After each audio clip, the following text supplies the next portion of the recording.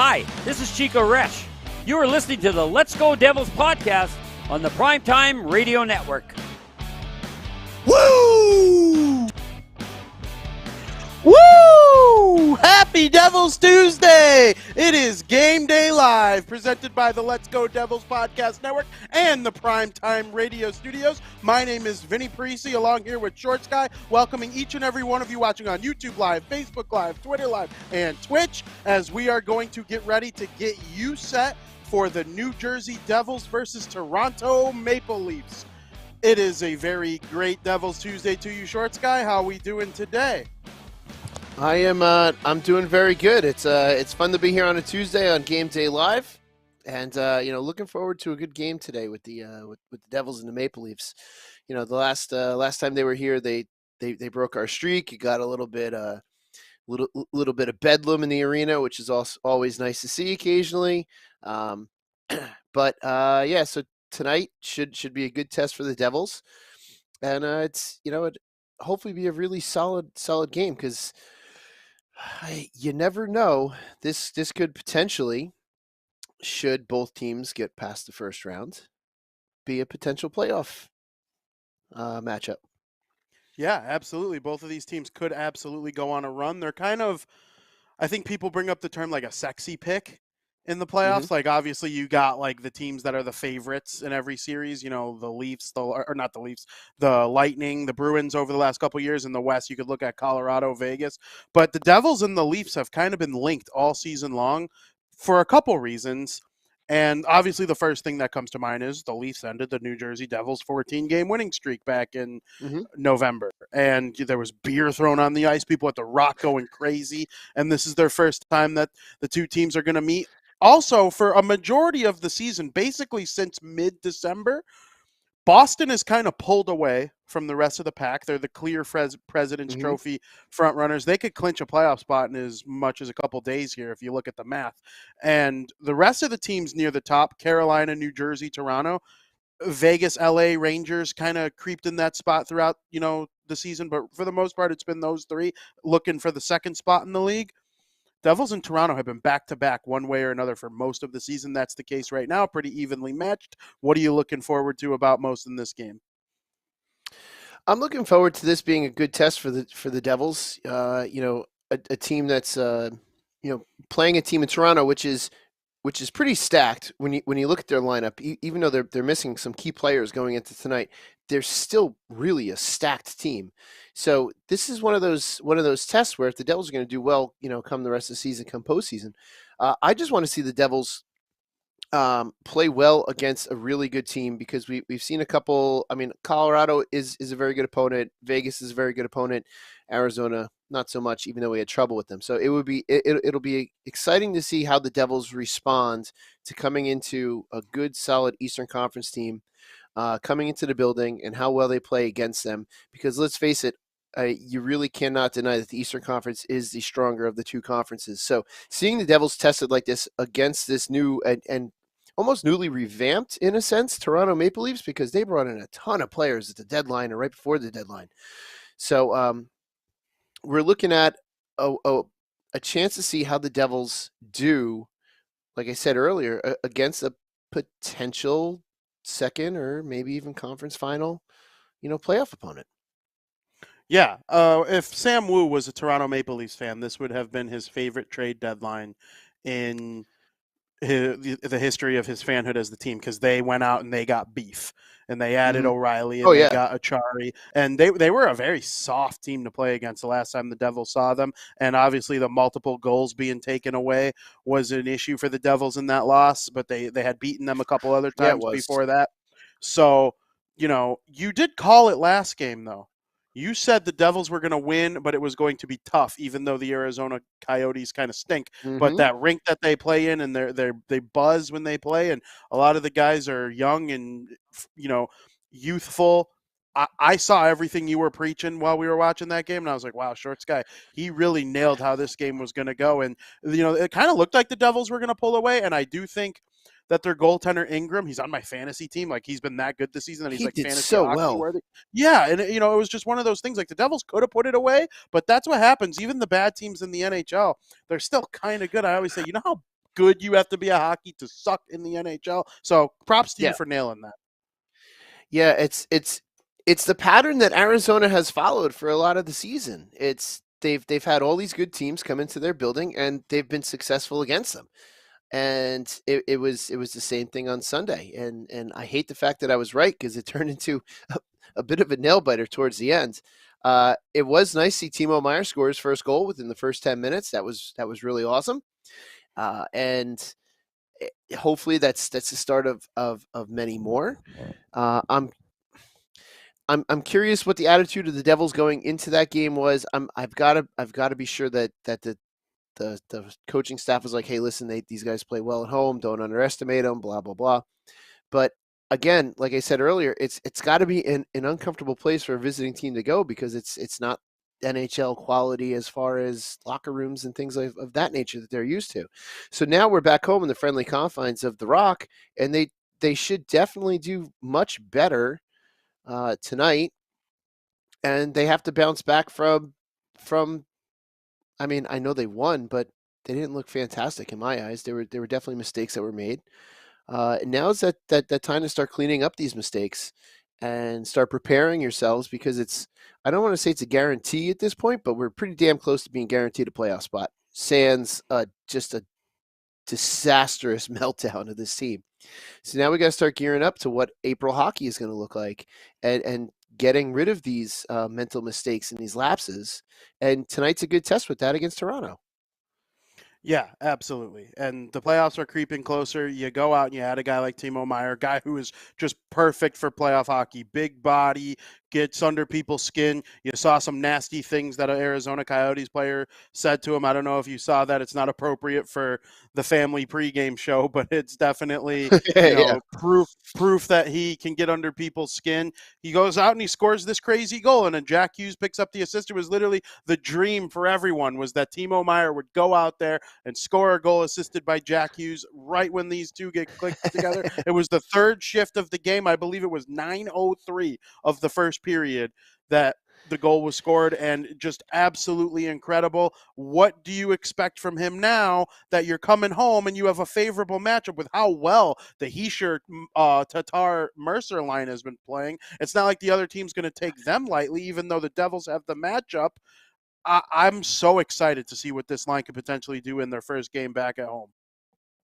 Yeah, we have a defensive disaster for any opposing team. Who do you cover? Like who do you focus on? Because there's no matter who you focus on, um, whether it's Jack or Timo or Nico, there's still or Jesper Bratt, anyone in that top six. You focus on anyone, you're leaving a really solid guy that's going to wind up being open somewhere. I mean that Timo Meier goal, he went from the corner and just kind of creeped into an open spot and no one picked him up and he put that goal home, in between what was it? Ingram was the goalie's name, I think, right? Yeah. Yep. Right through his 5-hole. He just kind of slid right into that slot area and snuck in and no one noticed him until it was too late. So that's the good problem we have with our top six is who the hell do you defend against? I'm looking at the other top two center duos in the Metropolitan Division, Mm-hmm. and it doesn't look to me as if anybody besides Crosby and Malkin are a better 1-2 punch in terms of points scored than Jack Hughes and Nico Hischier. Malkin has a couple more points than Hischier, but Hughes has a couple more points than Crosby. Obviously, one is towards the end of their career, one is towards the beginning. The fact that Yes. they are in this division building that type of center core, that you could maybe 3 or 4 years from now say it's the best 1-2 punch in the NHL is absolutely amazing. You touched on it. I Point and Stamkos, right? Matthews, Tavares. Tavares isn't playing today. Mm-hmm. McKinnon, no, they got rid of Kadri. So like it's very few and far between. Obviously, the best in the world is McDavid and Draisaitl, but you're Yeah, not going yeah. to touch them. But they're in the Western Conference. They don't matter to you until the Cup final if they make it.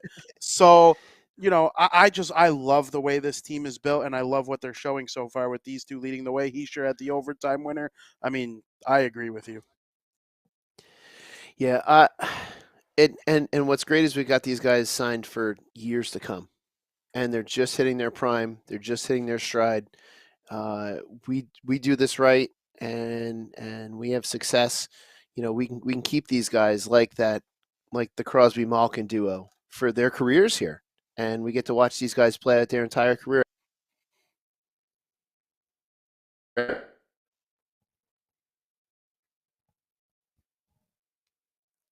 All right, I'm back now. I don't know where I cut out, but hopefully we have similar, if not better, cup success than Crosby and Malkin has had. Because unfortunately, the biggest knock against McDavid and Draisaitl, they haven't won. Yeah, and here's they may never because they never have money for a good goaltender in Edmonton. That's true, and it's about building a team around these guys. And McDavid is underpaid based on the production he puts out. Like if he hit the open market right now, he'd probably be the first ever 15 mil, 16 mil player in the salary cap era. But it's still they got 20 million in two guys where the Devils got Hughes and Heischer. They're a tick below production wise, but they're not a tick below money wise. And you can add a forward like Meier.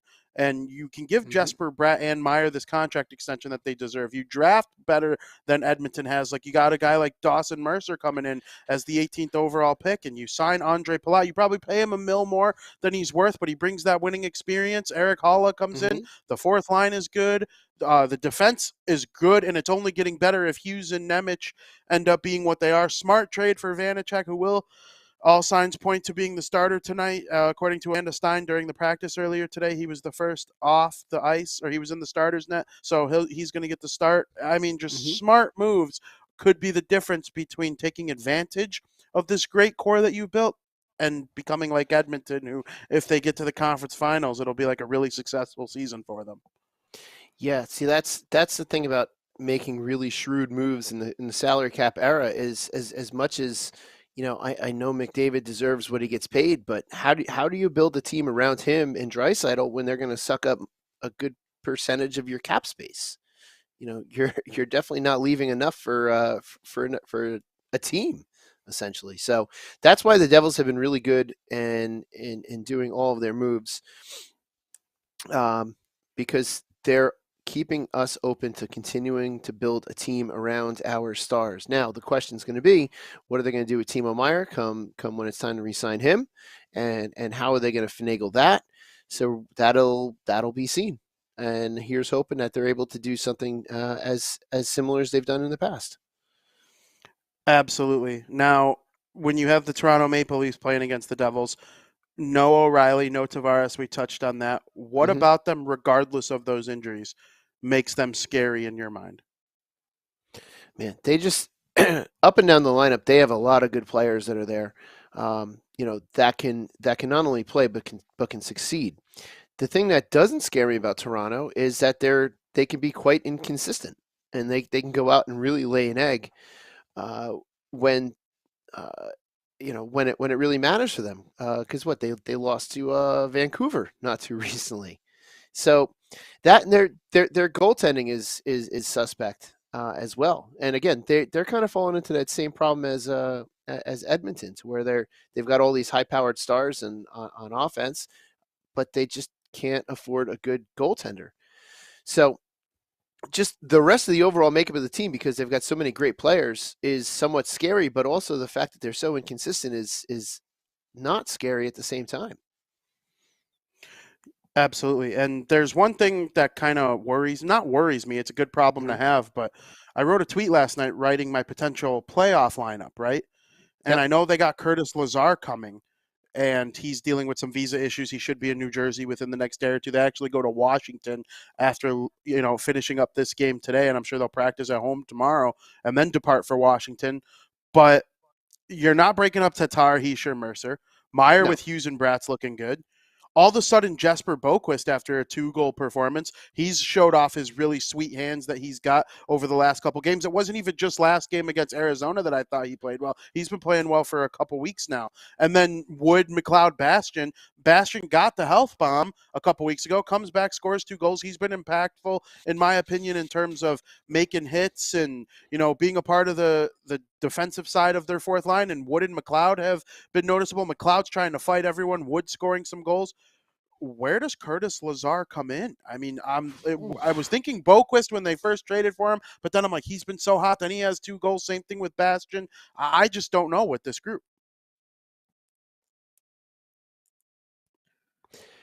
So my internet cut out just as you said you were thinking Boquist. So I'm assuming you were thinking that Boquist. You didn't miss Boquist. So you were thinking I'm assuming Boquist was going to be the guy to move, but Boquist just did so well the other night. These guys know that Lazar is coming in, and these guys that are at the bottom, 11, 12, 13, know that they're replaceable at this point, or at least to be put down below. Who do you take out? That's one of those things where it's if you have a bad game, you're out. Lazar is in. Lazar could, man, I don't know. Lazar could. It's a damn Sharangovich. It's a hard question. I was just going to say it. I didn't even mention Sharangovich because he was taken out for Timo Meier. Timo Meier's not going. I mean, he's probably the third or fourth best forward on the team now, and Sharangovich, I don't see where he fits in as of right now. Good penalty killer, hasn't scored as many goals as we thought he was going to, but I mean, again, good problem to have there. Other teams in the league that would rather have Lazar and Sharangovich as their 13th and 14th forwards going into the playoffs, but in terms of getting them regular playing time, and we're not going to see Alexander Holtz the rest of the season. He was on the AHL roster by the trade deadline, which means he's eligible for Utica in the postseason, but I'm not even positive. I don't have my AHL standings up to date. I'm not positive if they're postseason bound. I'm assuming they probably are, but I assume they are. Yeah, I don't know. It's tough. It's a tough thing right now. And before Shorts Guy makes his point, I want everyone to start uploading their predictions into the YouTube chat before we get to that segment of our show. Floor is yours.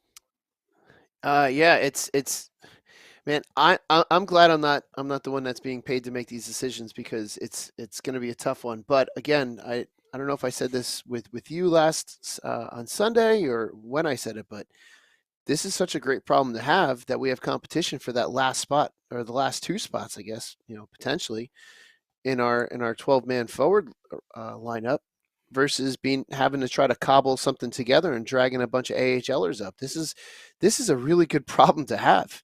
So I would rather have this problem than quite the opposite. And it's going to breed competition it should at least breed competition at practice. It should get the best out of these lower 6 players, the bottom 6 players, which in turn can do nothing but good things for this NHL roster. We should be getting solid production out of these guys because they need to prove why they deserve to be in the lineup versus, why Sharangovich should be in over Boquist and things of that nature, why Bastion should stay in. Like, these guys now have to, it's basically a put up or shut up because now there's even less of a chance for them to play. Absolutely. Now, to end it a little bit lighthearted before we get into predictions, we have a couple of these graphics that are being shown up on the screen. Mitch Marner, don't throw beers at Mitch Marner. Okay, he'll get nice and nice and upset over it. So actually, in fact, maybe do throw a couple beers. No, I didn't say that. Do not throw beers at Mitch Marner. People go attending the game at the Rock. No beers thrown at Mitch Marner. And then also has been pointed out to us today that the word Leafs is not actually a real word. You're a teacher. What does that mean? That's something for the science department. But yeah, I don't think Leafs is a word. It's leaves. It's leaves. That's what I'm saying. The Toronto Maple Leafs. Yeah, but then again, they're Canadian. What do they know? Yeah, I mean, we don't know. I'm not going to sit here and act like I know words. I know I talk, but I don't know words. I should probably go back to school and brush up on my English a little bit, I think, every now and then. But Leafs, definitely not a word in the dictionary. And again, don't throw beers at Mitch. Predictions time. Shorts guy. Sam Wu believes that the New Jersey Devils are going to win the game by a final score of 7-3. His predictions have been a little fun lately. I've been enjoying the Sam Wu predictions lately. One of these days, he's going to nail one of these ones where, like, he either picks a 1-0 Devils win or, like, a 9-0 Devils win. Like, he's going to nail one of them one time. And, I'll let you go. Then we'll get into the chat, what they think a little bit, and we'll talk about it. But before I make my prediction, just want to give a shout out to Alan Cosman, who's in town tonight. Little Fireboy on YouTube. He's in for the Devils game tonight. Unfortunately, we couldn't get there for post game to see you and meet up. But Alan, thank you for always being a listener, watcher, and a supporter of the Let's Go Devils podcast and Game Day Live and Devils After Dark and everything. So thank you very much for all that support. And it's good to have you at the Rock. So everyone, please meet up with Alan while he's there. I think he said something about meeting outside of Section 12. Outstanding fan of the podcast. Always involved Absolutely. on Twitter and the Facebook chat or the YouTube chat. I mean, just an outstanding Devils fan, and we're happy to have you in town there, Alan. Absolutely. So prediction, man, this is going to be a tough one. I am going to go close. I'm going to go 5-4 Devils. 5-4 Devils for Shorts Guy. Now, are we thinking regulation win? I'll go regulation win. Yes. Oh, okay. I was thinking you were thinking overtime. The overtime Devils. So they have 10 overtime wins, their most in franchise history, and I believe that leads the NHL. It does, yes, So, and it is the most in franchise. So yeah, which kind of surprises me. Out of all those years, they haven't had 10 overtime. That surprised me a little bit when I heard that. they really shouldn't. They be were on getting 9. We really shouldn't be getting into overtime this much. No, we should be probably doing our business not. in the first 60. Absolutely, but they are I've always they're this young team, right? That is kind of a year ahead of schedule with the way they played. And last year they were losing these games, and if you lose 5 of those, you take 5 points off the standings. You're right there at the bubble of the wild card, and that could be the difference of being a bubble team. And the Devils, I would assume in their prime when Jack Hughes is even better, Heischer's even better, 26, 27, even 28 years old, they probably do end most of these things in regulation. But hey, for now, when they're in their early 20s, just learning how to win in some way, shape, or form, it's certainly been exciting. So, yep. And who knows? This overtime experience may serve us in the playoffs. That's exactly right. So let's see what some of these people in the chat are saying. We got Joseph saying 3-2 Devils.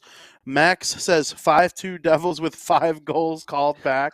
So it actually would have been 10-2, but 5 BS goals called back. So you got that.